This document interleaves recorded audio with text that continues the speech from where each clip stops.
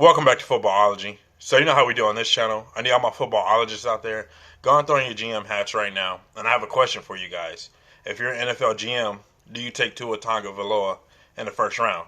Is he worth it? With all the free agent quarterbacks that are possibly coming available, like Tom Brady, Drew Brees, Phillip Rivers, possibly even Dak Prescott, Teddy Bridgewater, would you still take Tua in the first round? So I think the first question we have to ask ourselves is that if Tua was coming off a fairly healthy college football season, even though it was a long one, and he was still able to do private workouts, the combine, and all those other things in between to actually give himself a chance to bolster his draft stock, would he still be a top 5 pick or a top 10 pick? And I think the consensus is yes, he would be. I think everybody felt like that he should go in the top 10 easily, and I think he still would if he was healthy.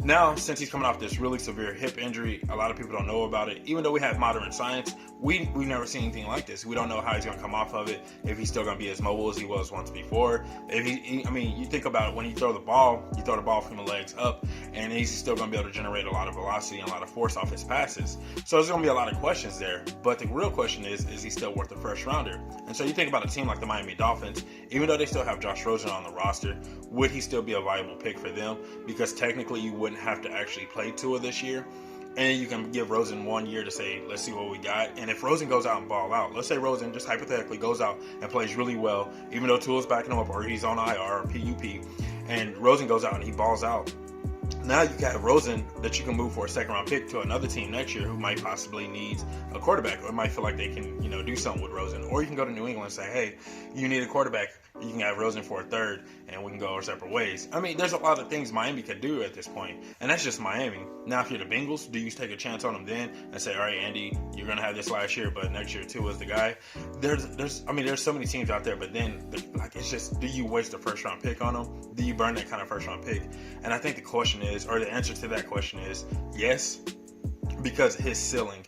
If his ceiling is truly what we believe it might be, a Drew Brees or Russell Wilson, or possibly even what Baker Mayfield possibly is projected it to be, but just being able to be that elite quarterback or accurate quarterback or mobile quarterback, and if he hit that ceiling, that means you would have Tua for at least 4 years.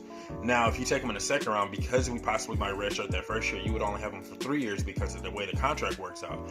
But at least if you take him in the first round, you would have an option to pick up his 5th year option to give him that next year. So that would technically give you 4 years of quality quarterback play if he hits his ceiling. Now, really, his floor is just based off of what his injuries are going to look like. He has been known to be a really injury-prone quarterback, or been more prone to injuries, and hopefully that's something that just comes over time.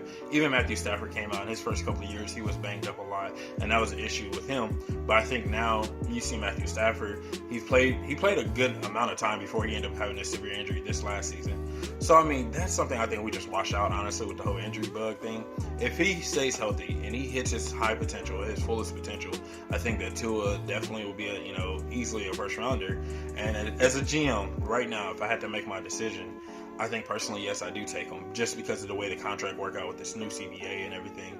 I got to have that 5th year option. I don't care if I have to redshirt him, because I still get 4 years of quality quarterback play if he hits his ceiling, and I'm just taking a chance on him hitting his ceiling.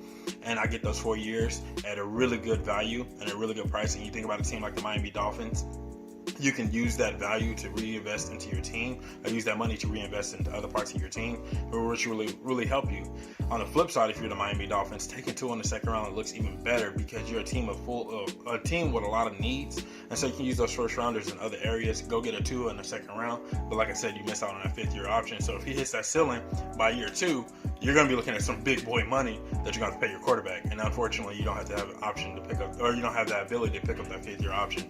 So there's a lot of ways this can go. But if it was me and I'm the GM of any NFL team that needs a quarterback right now, I'm taking Tua in the first round. I'm going to take that L, because I know that if he hits that ceiling, then I'm going to be more financially stable in the next 2 years to be able to surround him with some more pieces and possibly make a run at it. So that's all I have for you guys in this video. I really hope you guys enjoy it. Let me know what you think in the comment section below. As an NFL GM, are you taking Tua in the first round?